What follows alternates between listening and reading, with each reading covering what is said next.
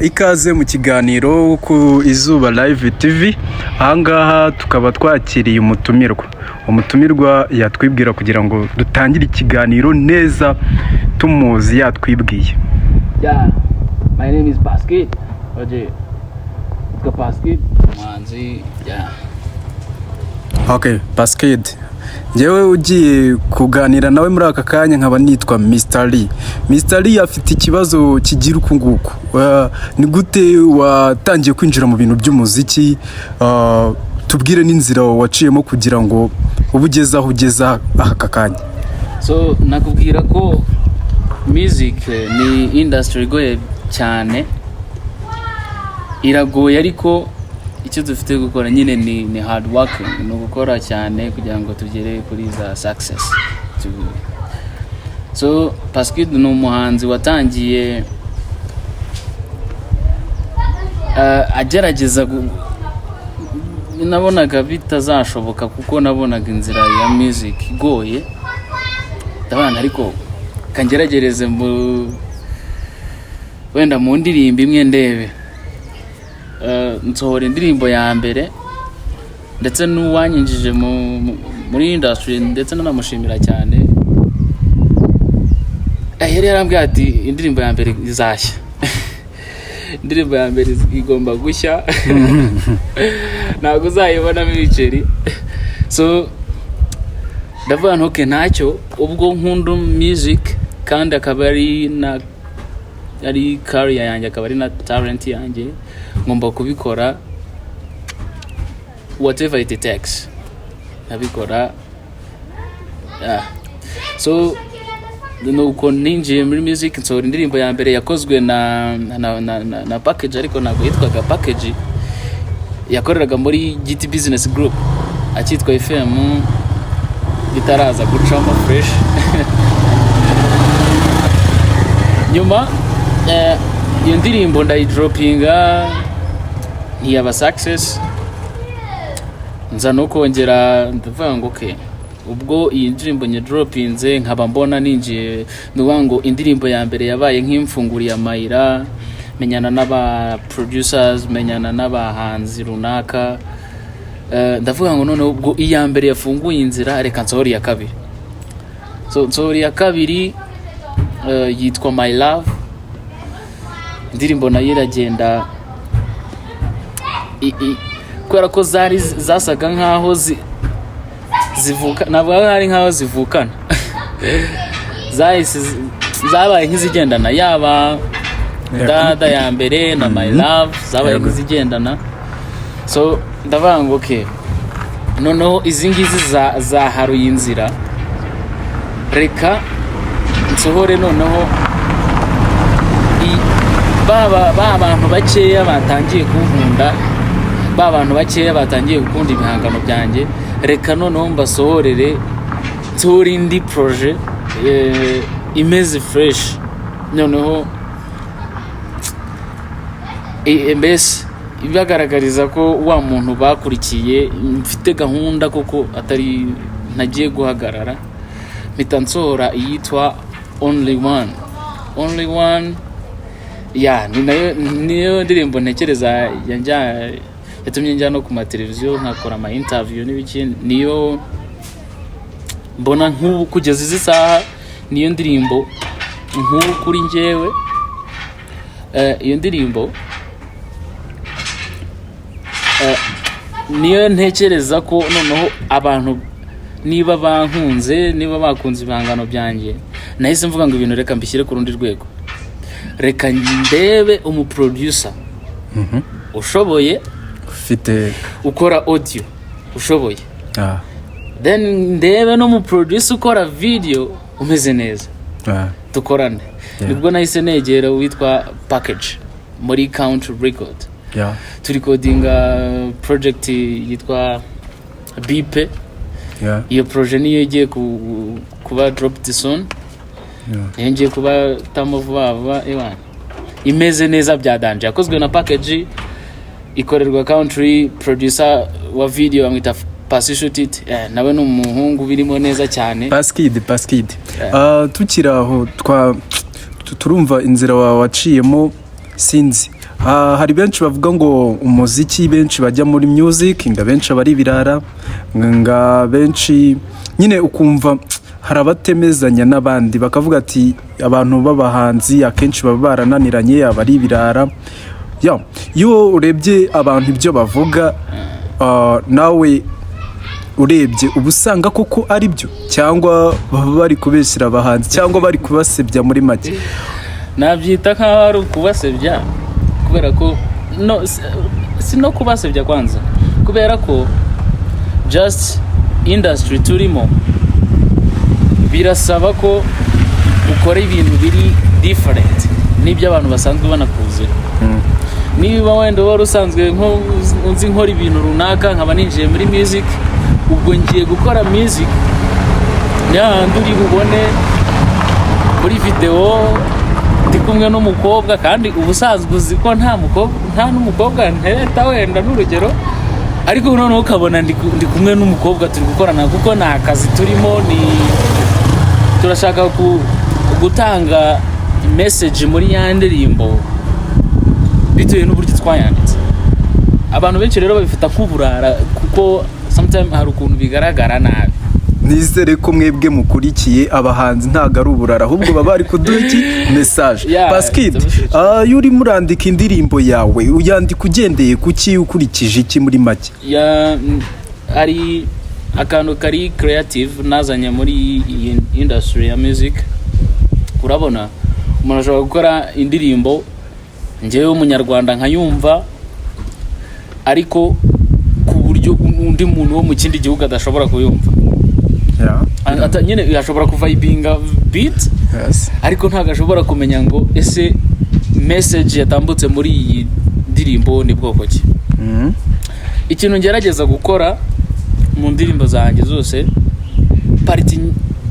party ya mbere ngerageza gusobanurira umunyarwanda n'umuntu wumva ikinyarwanda icyo nashakaga kuvuga, message igatambuka byibuze mu gice cya mbere. Noneho muri verse ya kabiri nibwo ngerageza noneho wa munyamahanga nawe nkamuha kuri ya message nawe akamenya ngo ya ndirimbo iravuga iki ngiki. Ngerageza gushyira mu cyongereza kuko nicyo kiri international dukunda gukoresha twese. PASSKID waba ari wowe wiyandikira indirimbo cyangwa ufite umuntu ukwandikira? Indirimbo ndaziyandikira na kubera ko nk'umuhanzi ugomba kwideburiya ugakora utuntu twawe bitewe na message unafite, bigusaba ko ukora nyine wandika indirimbo bibaye byiza wayandikira iyo uzi kwandika. Ariko muri make ni wowe wiyandikira cyangwa ufite undi kwandikira? Ndiyandikira. PASSKID hano hari abakurikiye Izuba TV sibyo? Nkawe niki wababwira uri kubategurira muri kino gihe cyangwa se uri gushaka kubasangiza? Ikintu navuga cyo bafana banjye n'ikintu nababwira, be ready. Ngiye kubatamo ikiririmbo cya Danje, ni projet yakorewe Country Record. Urumva ni projet imeze fresh bya Danje. Ni projet ntekereza ko nashyizeho umutima wanjye wose, ni nayo mpamvu numva ko abantu bazanayikunda fresh kuko ni na nziza kameme. Muyitege. Iyo se watubwira uko yitwa cyangwa dutegereze trailer yayo ko tuzayibona cyangwa tubona umuzigo? Ngombwa gutegereza iki. Iyo ndirimbo yitwa Bipe. Yitwa Bipe. Ndatekereza ko ndayibatamo soon cyane. PASSKID benshi mu rubyiruko ndacyakukiri umusore. Uracyari umusore. Ese waba ufite girlfriend cyangwa uri single? Kuko abakurikiye Izuba TV hari bakubona akavuga ati PASSKID namwikundiye. Sinzi watubwira? PASSKID kijyanye n'urukundo size nakubwira ko ndi single kubera ko abakobwa bo muri iyi minsi ntibamenye izabo ubwo muri iyi minsi ntabwo bamenye izabo arakubwira ngo muri kumwe just waca ahantu gutya bikatisa ndakaye bahita ati noneho se ndamenya ndi nakubwira ko ndi single kugeza ubu ntabwo nta muntu uhari uri confirmed ko dukundana. Ubwo umukobwa ufite umutima mwiza wa undi muzaba muri kumwe ahawe ikaze cyangwa tuvuge yuko uzakomeza kuba uri single? No, ntabwo nzaba padiri se, ntabwo nakomeza ndi single. Igihe nikigera ndatekereza Imana izahari zampuza n'uwo tuzashobokana. PASSKID nibyo. Kugira ngo tugire vuba wenda tuse n'abasozaho gakeya tujye no mu bindi, dore uba ufite imirimo myinshi wagakoze kujya muri studio kugira gute, sinzi niba waduha kapela y'akaririmbo gatoya ugiye gusohora ndetse ukanatubwira n'itariki izasohokera kugira ngo abadukurikiye uze no kubabwira YouTube channel yawe bazabe bari ready bayitegereje. Waduha kapela ho gakeya. Niyo projet cyaze iyo ndirimbo yitwa Bipe. Indirimbo yitwa Bipe, so naho gubitiraho akantu gato cyane.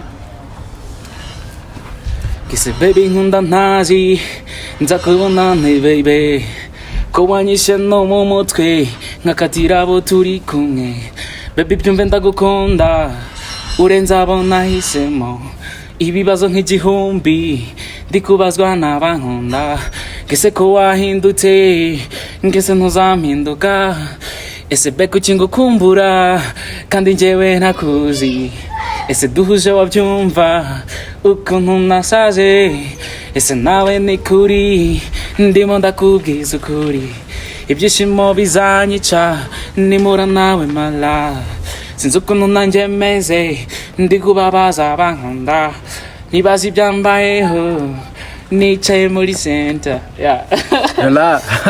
ndumva ako karirimba ari sawa. Nizere yuko abadukurikiye tuzaba tuyitegereje. Sinzi ariko ntago watubwiye date izasohokeraho. Itariki iri proposed cyangwa itariki iri proposed 80% ni itariki 20 z'ukwa 10 2024 ewan. Kubera iki bibaye 80% bitabaye 100% cyangwa 90%? Turapanga then Imana igashyira mu bikorwa. 80% ngiye niko nabipanze, ubwo ni 100% kuri njyewe, ariko hashobora kuzamo defect. Niyo napangiye 20% ntabwo napangiye 100. Okay, hari umuntu wari udukurikiye ubwo turi gukora kino kiganiro ambwiye ngo se ko yigeze kubona ukina filime. Ese iyo mpano waba uyifite cyangwa wari waje kureba gusa? Watubwira izindi mpano ufite abagukurikiye bakazimenya.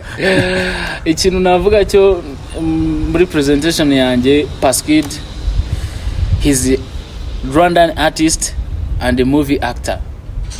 Ni na movie ibintu by'amafilime nabyo soon murajya mubibonamo ntibibatungure, ndetse ni na filime nziza cyane mugiye kujya mukurikira kuri Izuba TV vuba cyane murazibona. Kandi PASSKID ubundi kuri title ushaka bavuga ngo numuhanzi akaba n'umukinnyi wa filime. Ubwo ufite talent y'umuhanzi ndetse na movie na movie byose. Sibye ibyo ngibyo nta kindi nk'impano waba dufite se kugira ngo ndacyo kuko abadukurikiye ushobora gusanga ufite talent nyinshi bikaba ngombwa yuko bazagukenera kukwifashisha. Ikintu navuga cyo talent nzi zanye mfite nize ebyiri, nakina movie naririmba nibyo. Okay, nizeye ko tuzakubona mu bintu bigiye bitandukanye, movie, song. Okay, PASSKID ntago wigeze utubwira channel yawe, ariko kugira ngo abadukurikiye cyangwa bari kutureba bazamenye ati PASSKID indirimbo yatubwiye yasohoye tuzikeneye twazisanga hehe? Nukuvuga ngo social media platforms zanjye ni PASSKID n'ubusanzwe ahantu hose kuri channel zose wandikamo PASSKID utuzibona. Ni pass, hari abantu bibeshya bakandika pass y'izina risanzwe. No, ni pass yo gutsinda pa na s ebyiri kd bifatanye. Ewana uhita ugera kuri channel yanjye kabisa. Ewana ibintu bikaba ari neza kabisa, ugaterekaho ugafasha umuhungu.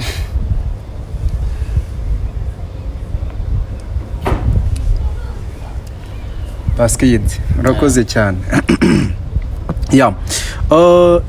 Nta kindi se wasangiriza abanyarwanda mbere yuko dusoza? Mbere yuko dusoza navuga ko ni nacyo kintu navuga ndetse nanasaba abantu bari kutureba badukurikiye, mufashe Rwandan music kuba up. Hari abantu benshi baba bafite talent kimwe nanjye, ukagera kuri channel ukamusapotinga, ukamuyesabu, ukamusharinga mu bandi bantu, ukavuga ati dore uyu muhungu gutya mumwitege muri iyi minsi, then nyine nkabaha ibintu. Ariko nzi ko hari buriya ku dropping a project uzi ko nta bantu bari buyirebe, nibyo bintu bica intege. Ariko yuzi ko projet ugiye kuyidroppinga hari abantu bayitegereje, biba byiza nawe bwa motivation ukavuga ngo noneho mfite abantu nkora ibintu bakabireba, reka nkore mbahereze a new project. Okay. PASSKID arakoze cyane. Tubibutse yuko turi ku Izuba Live TV. Muri ino minsi tugiye kubagezaho ibiganiro mu gihe movies turi kuzitegura kugira ngo muzazibone zimeze neza, muzibone ziteguye, muzibone zifite umwimerere wazo ndetse zifite na story yigisha abanyarwanda muri rusange. Aribwo PASSKID, ese tuzakubona ku Izuba Live TV washutinze nk'umu actor muri movies? Icyo ni ikintu kiri real kidasubirwaho. Bugiye kujya mbubona PASSKID muri movie, abakunda movies duhurire muri movie, music duhurire muri music. Ewana urumva aho ngaho hose ndahari. Murakoze cyane. PASSKID turamufite 100% igihumbi ku gihumbi. Ariko namwe mudukurikiye tubasaba gukora subscribe ku Izuba Live TV. Byaba na ngombwa mugakora shares, like, comment, ibyo twabateganyirije mwabona atari byiza mugatanga inyunganizi. Murakoze cyane rero, iri ikiganiro cyanyuraga ku Izuba Live TV. Ciao ciao na hakagaruka. Murakoze.